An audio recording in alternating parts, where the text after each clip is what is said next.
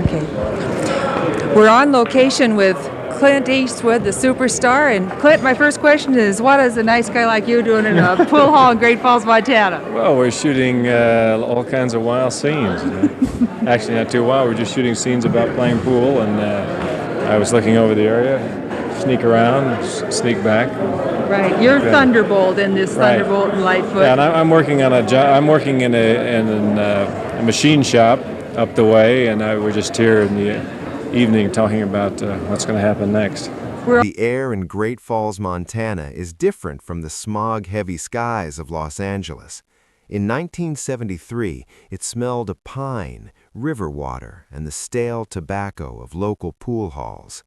Inside one of those dimly lit halls, under the amber glow of a hanging lamp, sat the most famous man in the world. He wasn't surrounded by bodyguards. He wasn't wearing a tuxedo. Clint Eastwood, the man whose face was plastered on every cinema marquee from Tokyo to London, was leaning against a pool table, chatting with local extras as if he were just another worker from the machine shop down the street. To the world, he was Dirty Harry, the cold, violent icon of justice. But here, in the heart of the Big Sky country, Clint was someone else. He was a father taking his 5-year-old son Kyle to schoolhouses. He was a man who spent his afternoons water skiing on the river to clear his head. This interview catches Clint at the height of his Thunderbolt era, a turning point where the superstar decided that typical Hollywood was a reputation he wanted no part of.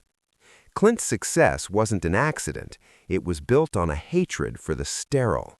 As he talks to the interviewer, he looks around at the peeling wallpaper of the Montana location.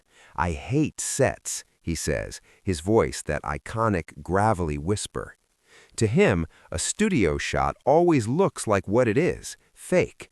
He wanted the rust, the dust, and the real people. This was the core of his Malpaso production company. He surrounded himself with a crew that didn't act like movie people. They were hard workers who didn't take themselves too seriously. While the world was obsessed with his box office titles, labels he brushed off as mere things, Clint was obsessed with the craft. He reveals a fascinating duality in his career here. On one hand, he was preparing Magnum Force, the high-octane sequel to Dirty Harry, knowing his audience craved the escapism of violence and heroes who lived outside the law. On the other hand, his heart was in Breezy, a tender love story he directed but didn't even act in. He was a man of violence on screen, but a man of deep, subtle emotion behind the lens.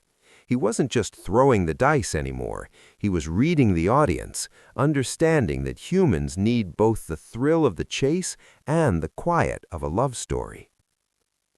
As the interview winds down, the conversation shifts from the top 10 grossing films to something far more permanent: legacy. We see Clint the father. He watches his son Kyle sneak into a scene at a local schoolhouse. He calls him a ham, laughing at the fact that his 5-year-old might already have more acting spirit than he does. But Clint isn't a stage dad. In a rare moment of vulnerability, he notes that his son's life belongs to his son. He won't force the camera on him.